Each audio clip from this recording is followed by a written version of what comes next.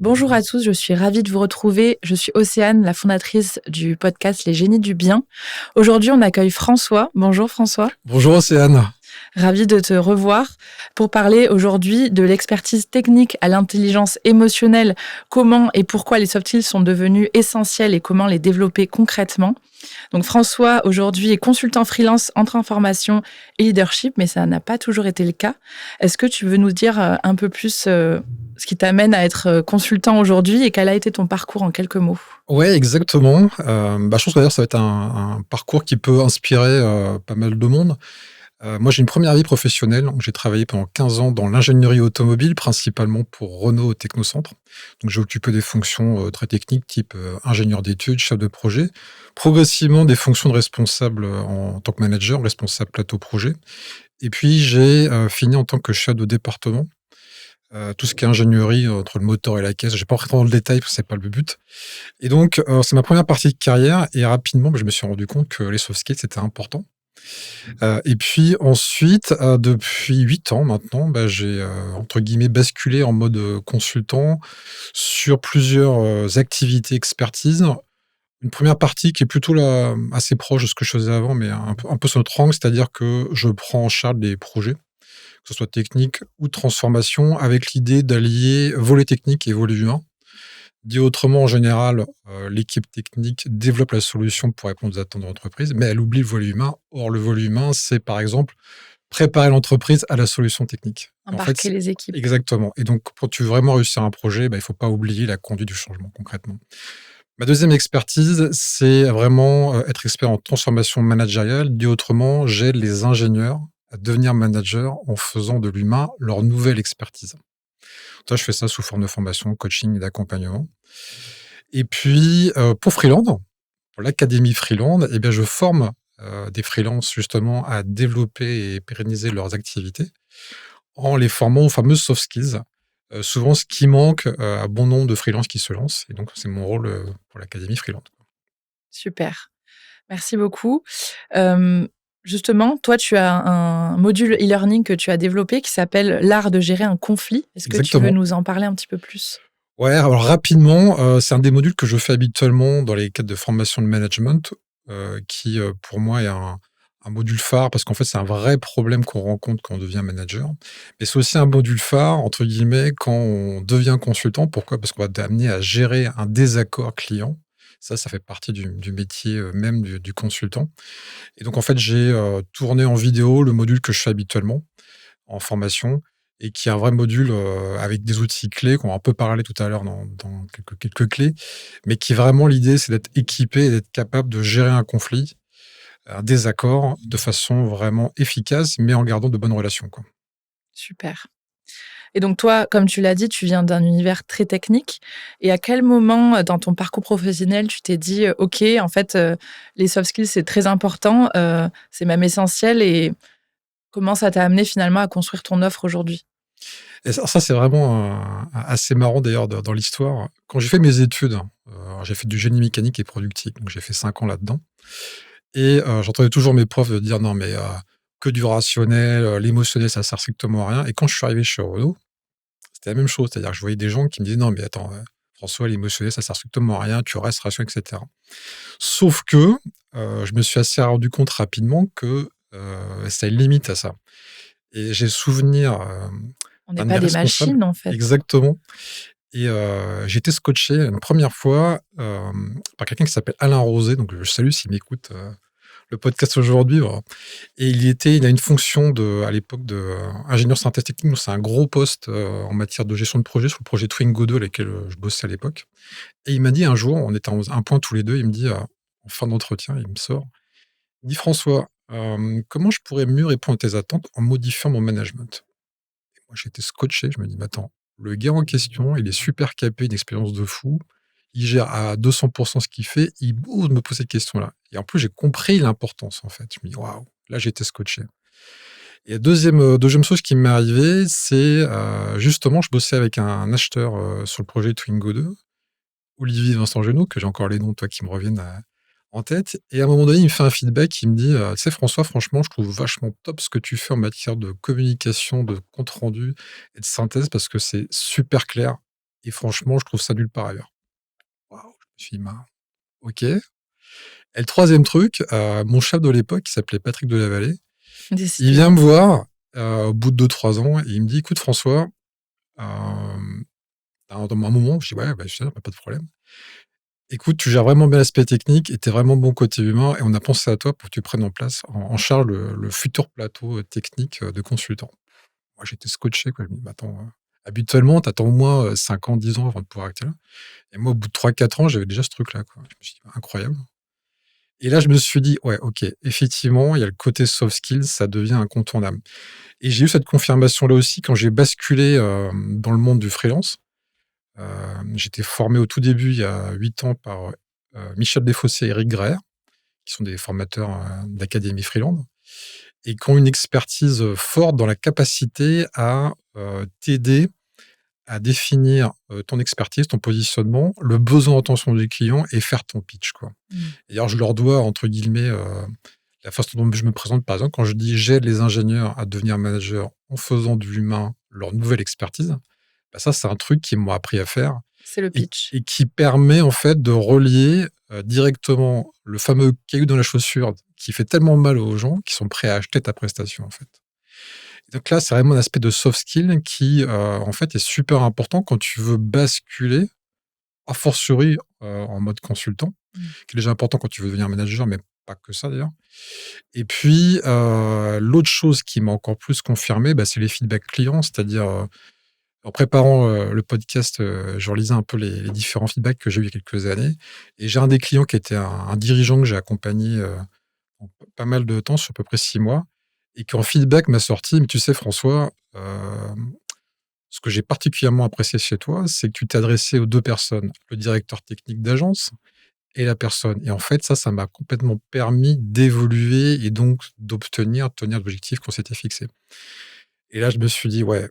Et pourtant on avait bossé sur l'aspect très technique, hein, des choses, plutôt pragmatiques et donc ça m'a encore plus confirmé, dans ce sens-là et c'est d'autant plus important, on en reparlera un peu plus tard peut-être, c'est que du coup ça, c'est des choses que, bah, en fait, à chaque recommandation que j'ai eue sur LinkedIn, j'en ai à peu près, 34 ou 35, rédigées par mes anciens clients et en fait, bah, c'est là où tu te rends compte de l'impact, des soft skills parce qu'en fait, la plupart du temps, les gens te parlent pas du technique et or, en fait, c'est vraiment ça qui, va, j'ai envie de te dire, bah, te développer en tant que freelance et d'aussi te pérenniser et d'être à l'aise dans différents types de contextes. Être vraiment au service du relationnel. Ouais, exactement.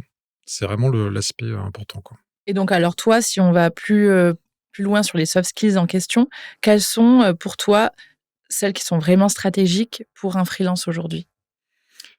Ouais, bah, il y a particulièrement, je dirais, enfin, il y en a 3 vraiment que tu on rencontre au quotidien. Un, il y a l'écoute active. Alors l'écoute active, ça veut dire, non pas juste: «Eh, j'attends, je me tais et j'attends que tu aies fini pour embrayer». En fait, l'idée, ça va être véritablement d'aller chercher à comprendre la réalité de l'autre, un peu son contexte, qu'est-ce qu'il rencontre, qu'est-ce qu'il vit aujourd'hui, pour pouvoir mieux répondre ensuite à son besoin et ensuite passer les messages dont j'ai besoin. Donc ça, c'est vraiment un truc qu'on rencontre au quotidien.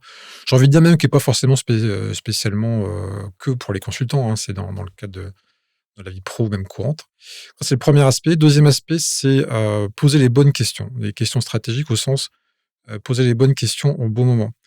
Ça veut dire quoi? Ça veut dire que, on pose une question avec une certaine attention. Dit autrement, l'idée, ça va être d'accompagner la personne en face de nous dans son cheminement, dans sa réflexion, pour encore une fois mieux comprendre et voir comment moi je vais pouvoir y répondre. D'où l'écoute juste avant. Juste avant. Pour poser des bonnes questions, Exactement. il faut bien écouter. Et puis le troisième aspect qui se rencontre au quotidien, bah, j'allais dire, c'est un peu la gestion du désaccord ou du conflit. Je dis pas forcément du conflit au sens, bah, ça monte en pression, et cetera. Mais juste, on n'est pas forcément d'accord, sur la façon des choses, à gérer, à piloter, et cetera. Donc là, ça va être vraiment, bah, de pouvoir, co-construire une solution, qui nous aide à avancer dans la bonne direction, quoi. Ça, c'est pour moi les 3 aspects clés et pour illustrer ça, en tutorat, j'avais il y a quelques années, une UX designer, donc toute l'expérience client, qui était vraiment très bonne, mais qui était purement dans le technique, quoi. vraiment elle maîtrisait le technique à fond, sauf que le problème de ça, c'est qu'en fait, le relationnel n'était pas là chez les clients. En fait, elle pérennisait pas dans la durée, elle faisait du one shot, quoi. Mmh. Et donc l'idée, ça va être, dans le cadre du tutorat, je l'ai accompagnée pour, dire: «Bah, voilà, respire, écoute, reformule les propos, pose un certain nombre de questions» que je lui ai appris et puis ensuite, tu vois où ça t'amène et à partir de là, tu peux effectivement valoriser ton expertise. Parce qu'en fait, les gens vont être, certes, ils attendent quelqu'un qui soit compétent techniquement, mais ils attendent aussi quelqu'un qui les comprenne et qui est capable de s'intégrer, dans «leur interface» entre guillemets et donc à partir de là, bah, au fil du temps, elle a fini par changer un peu de posture et les gens l'ont vue plutôt non pas comme une simple exécutante, mais quelqu'un vraiment avec qui on peut collaborer, quoi. Là, c'est vraiment un vrai changement de posture, quoi. Et qui avait pris de la hauteur aussi visiblement. Bah, ouais, parce que forcément, si tu commences à écouter les gens, à poser les bonnes questions et donc à, en fait, confronter ce que tu penses, être une réalité, alors qu'en fait non, c'est pas ce que la personne veut dire, c'est pas forcément la personne ce qu'elle a en tête. Et ben, en plus, tu réponds mieux aux attentes des gens, donc forcément la satisfaction, elle augmente et puis, bah, toi, du coup, tu prends du recul et tu remets aussi en cause ce que tu pensais être, la vérité, quoi, alors qu'en fait, la plupart du temps, ce qu'on pense être la vérité ne l'est pas, en Et fait. n'est qu'une perception. Ouais, c'est qu'une perception, effectivement. Et toi, François, par exemple, est-ce que tu as dû travailler un soft skills plutôt qu'un autre en particulier? Ouais, bah, en fait, on passe tous par les mêmes difficultés. Tu sais, au début, moi, quand je démarrais et en plus, j'étais formé là-dessus, donc enfin, venir formater plutôt que former. C'était du type, comment: «Ah mais moi, je suis pas psy, hein, voilà, je suis pas psy, c'est pas mon job». Ça, c'est le truc que j'entendais à longueur de journée, dans le domaine technique. Le deuxième qui était super courant, c'était, heu: «Je suis juste là pour produire des livrables, hein, je suis pas là pour gérer l'émotionnel». Et puis le truc, très courant, c'est du type: «Attends, mais c'est pas mon rôle, c'est pas mon job, quoi. Je suis pas là pour faire assistante sociale». Enfin bref, des choses comme ça. En fait, ça traduit quoi? Ça traduit des croyances limitantes, une perception qui est complètement erronée. Or, en fait, moi, je me suis rendu compte et je suis passé par là, hein, parce que forcément, par de facto, bah, quand tu es formaté là-dessus depuis 5 ans, tu arrives, tu es jeune diplômé, bah, tu penses, que ce qu'on t'a enseigné était la Mmh. vérité. Alors qu'en fait, c'est pas du tout le cas. Et le truc, c'est que quand tu commences à comprendre qu'en fait, cet aspect soft skills, en tout cas la partie relationnelle, en fait, ça va être, j'ai envie de dire, ton outil principal au travail et que, bah, à partir de là, tu vois que même si tu es juste salarié, ça va te permettre de monter, les échelons ou changer de poste. Et à fortiori en tant que consultant, si tu as pas cet outil de travail-là, bah, en fait, tu vas être très vite, bloqué, ne serait-ce que pour décrocher des missions et ou voire même de réaliser tes missions correctement. Donc en fait, quand tu commences à prendre conscience de ça, que les soft skills, c'est pas juste, comment dire? Une autre personnalité, c'est la même personne que soi-même, j'ai envie de dire. C'est juste que tu vas commencer à déployer une autre partie de toi, qui est importante dans, la relation avec les autres. Donc l'idée, c'est pas de changer de personnalité, c'est de compléter nos connaissances, nos compétences, sur un domaine, malheureusement, la plupart du temps, l'école ne t'apprend pas. En tout cas, dans la partie technique, c'est particulièrement vrai. J'aime beaucoup quand tu parles, des soft skills comme un outil de travail finalement, parce que j'avais pas, cette perception-là et c'est vrai que ça paraît évident maintenant. Mais ouais, en fait, le truc, c'est qu'on est en France, on est très cartésien, si tu veux. Donc, c'est très rationnel, très cartésien et on fait tout en, comment dire? En processus, en fait. Sauf que la dimension, émotionnelle, relationnelle, en fait, elle est fondamentale et l'être humain, il est enfin, c'est indissociable de l'être humain. Le rationnel et l'émotionnel font partie de l'être humain. Si tu prends pas ça en compte, ça a aucun sens. Pour moi, ça a C'est clair. strictement aucun sens, quoi. Donc toi, tu as testé pas mal de choses sur le terrain, maintenant, pour développer ces soft skills et pour aider, les entreprises et les indépendants à le faire. Quels conseils tu pourrais donner, 4 conseils peut-être, à un indépendant pour développer ses soft skills facilement, j'ai envie de dire, que ce soit pas non plus une chimère? Voilà. On va essayer. Bon, ouais, il y en a 4 qui sont vraiment, pour moi incontournables. Le premier, c'est un peu le changement de posture, en fait, de passer d'une posture d'expert technique, à une posture de partenaire. Pourquoi? Parce que en fait, l'idée, c'est pas tant de briller techniquement, c'est plutôt d'aller aider l'autre à résoudre sa problématique. Et en fait, on va plutôt se souvenir dans la vie des gens qui, nous ont aidés à réussir personnellement, professionnellement, dans des projets ou autres et qui ont vraiment eu un impact par rapport à ça. La personne qui, entre guillemets, qui est un peu en posture haute, qui est moi Mmh. l'expert, et cetera, en fait, bon, ça ouais, OK, c'est l'expert, mais en fait, on peut pas travailler avec lui, en fait. Et donc l'idée, ça va vraiment être, heu, de ça. Et pour ça, en fait, moi, je commence toujours, et ce que je dis aux gens, quand ils débutent dans le métier de consultant, en fait, d'entrée de jeu, quel que soit le rendez-vous où tu en es, c'est toujours, bah, tu commences par: «Comment je peux vous aider?» en fait. Et moi, tous mes grands rendez-vous clients, je commence déjà par la première question, je dis: «Bon, OK», on fait présentation et puis on se dit: «Voilà, comment je peux vous aider aujourd'hui, en fait? Qu'est-ce qui fait qu'on se rencontre? Qu'est-ce qui vous fera dire que, j'aurais répondu à vos attentes?»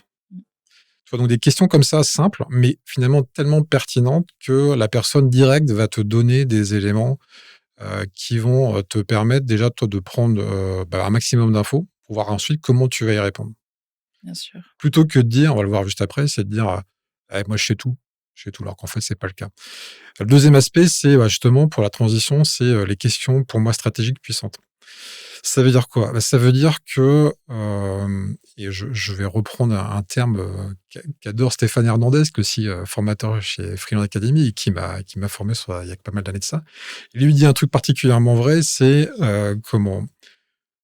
Plus tu proposes, plus tu t'exposes à la critique de l'autre, plus tu questionnes, plus tu rayonnes. Et c'est Mmh. particulièrement vrai, pourquoi? Parce qu'en fait, si tu n'écoutes pas l'autre, tu vas proposer et dire des choses qui correspondent pas à sa réalité. Donc il va forcément dire: «Bah non, c'est pas le cas, ça me correspond pas», et cetera.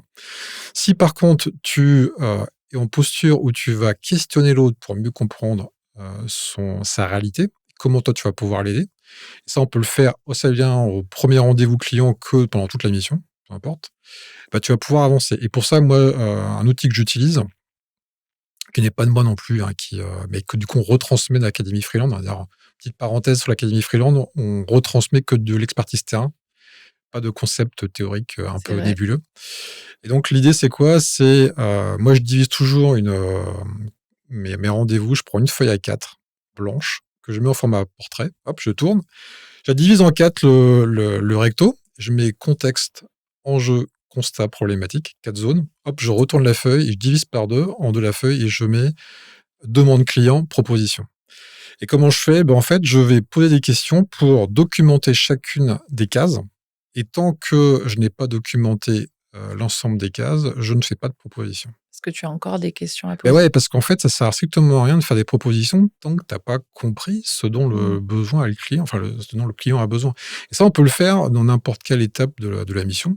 Parce qu'en fait, quand on rencontre quelqu'un pour n'importe quelle demande, n'importe quel sujet, moi, tant que j'ai pas compris, je vais pas m'avancer et je vais pas consommer du temps, de l'énergie, par rapport à ça. Ensuite, j'ai envie de dire s'entraîner aux soft skills. Ça veut dire quoi? Bah, ça veut dire que les soft skills, c'est aussi un muscle en quelque part. Et donc si tu t'entraînes pas, c'est comme dans tout, bah, en fait, ça s'atrophie. Et pour ça, moi, ce que je conseille, souvent aux consultants, aux consultantes, bah, il y a d'ailleurs dans l'académie Freelance, il y a un super aspect, c'est quoi? Bah, c'est les rendez-vous de la prospection. Dit autrement, bah, c'est un groupe de co-développement, qui est animé par un consultant un peu plus expérimenté. Et l'idée, c'est d'être sur 3 mois, à raison d'une demi-journée, tous les 15 jours, de bosser sur tous les aspects qui nous posent problème. En clair, les soft skills. Donc on Mmh. s'entraîne sur les rendez-vous par téléphone, comment bien pitcher, on fait des simulations d'entraînement. Et l'idée, c'est, bah, justement de devenir à l'aise. Et j'ai toujours en tête l'idée d'un ingénieur informatique qui était complètement, «Ouais, pour moi, c'est pas pour moi», et cetera. Puis en fait, quand tu t'entraînes et que tu as les bons outils et que tu fais ça dans un cadre bienveillant, bah, tu te rends compte assez rapidement que, bah, en fait, ça Ça m'a devient porté. En naturel. fait, ça m'a porté, dès lors que je suis équipé, je m'entraîne, ça devient à ma portée. Et au bout de 3 mois, bah, il avait fini par, décrocher une première mission. Alors qu'en fait, pour lui, c'était impossible de décrocher le téléphone, aller voir le client, c'est pas du tout son monde, quoi. Et en fait, c'était juste, bah, quelque chose qu'il n'avait pas appris à faire et qu'on peut apprendre à faire. Et puis aussi, bah, en suivant par exemple le module, l'art de gérer un conflit, qui te donne d'autres outils et que tu vas pouvoir utiliser dans ton quotidien. Donc moi, l'idée, ce que je dis souvent, c'est, pratiquer en dehors du pro. Côté perso, les conflits, on en rencontre partout, il faut pratiquer au quotidien pour s'entraîner. Et le quatrième, j'ai envie de dire, bah, c'est de demander du feedback. Pourquoi? Parce que, on peut pas progresser si on n'a pas de retour du client. Et donc l'idée, c'est vraiment, à minima, j'ai envie de dire en fin de mission, même si on peut le faire bien sûr avant, c'est de demander, bah, qu'est-ce que tu as pu apprécier le plus dans ma prestation au-delà de même de ce que je t'ai livré, quoi. Et souvent, on obtient des pépites auxquelles on n'aurait pas pensé. Alors, Qu'est-ce qu'on t'a dit, toi, par exemple? on m'a dit plein de choses, j'ai envie de te dire, mais non, l'idée, par exemple, moi, je suis vraiment bon dans le côté d'amener les gens à débloquer les situations et à avancer. Euh, et ça, c'est vraiment cet aspect-là qui est important. Et pourquoi, Médiateur, quelque part? pardon? Le côté médiateur? Pas que, c'est vraiment d'amener les gens à dépasser leurs difficultés et d'avancer et de ne pas rester bloqué sur un aspect qui pour un produit, alors qu'en fait on peut le contourner ou le dépasser, ou juste en fait aller au-delà des contraintes, en tout cas des croyances limitantes qu'on se met soi-même. Et pourquoi? Parce que quand tu poses la question aux clients, en fait, eux, ils ont un meilleur angle de vue que nous sur véritablement ce qu'on vient chercher. J'avais comme ça un exemple de consultante qui était en spécialiste cybersécurité. Et en fait, elle voyait pas trop et donc elle est dit toujours un contexte très technique. Puis un jour, un de ses clients, il lui sort «Ah, moi, ce que j'adore chez toi, en fait, c'est en fait, tout ce que tu me dis, c'est super clair. On a des recommandations très claires, quoi». Et en fait, elle a mis ça, je lui dis: «Mais mets ça dans ta bio, en fait, biographie dans ton pitch. Tu aides, je sais pas, les dirigeants, enfin les DSI, à renforcer leur sécurité en leur donnant des préconisations ultra claires». Mmh, Et en fait, c'est ce que les gens tout apprécient chez simplement. elle, quoi, tout simplement. C'est la même petite toile quand je dis, j'aide les ingénieurs à devenir managers en faisant de l'humain leur nouvelle expertise, en fait, ça vient des feedbacks que j'ai eus, de mes clients. Et si j'avais pas posé la question, je l'aurais pas eu. J'aurais été dans un langage très technique ou très Mmh. très, préformaté coaching ou peu importe, j'ai envie de te dire. En fait, moi, ce que je dis toujours, c'est, cherche pas à trouver des mots, reprends ceux de tes clients. C'est eux qui ont raison, en fait, c'est pas nous, sinon on n'est jamais aussi pertinent que quand on reprend les mots des clients, quoi. C'est vrai. Donc voilà à peu près les 4 clés, pratiques à employer, quoi. Merci beaucoup, François, pour ces 4 conseils concrets. Si on veut commencer demain matin, qu'est-ce qu'on fait? Pour commencer demain matin, qu'est-ce qu'on fait pour développer ses soft skills? Tout à fait. Eh bah, le premier truc que tu pourrais faire, c'est, d'aller voir avec les gens, avec qui tu travailles, les gens de confiance et de leur demander finalement, «Qu'est-ce que tu apprécies le plus chez moi, au-delà de ce que je fais habituellement en matière de livrable ou que je te produis, quoi?» Et juste, d'avoir ce feedback. Qu'est-ce qu'ils apprécient chez toi dans la relation, en fait? Et dès qu'on sort du technique, du factuel, en fait, tu vas toucher des choses qui sont propres aux soft skills. Et au relationnel? Exactement. Et donc là, tu vas commencer à justement prendre plus conscience, de ce qu'on apprécie chez toi, au-delà de ce que tu produis, tu réalises. Donc c'est souvent une dimension qu'on oublie, en fait, qu'on a perdu de vue, alors qu'en fait, les gens avec qui, on collabore, on bosse, en fait, ils y a des choses qu'ils apprécient et qu'on voit pas, quoi.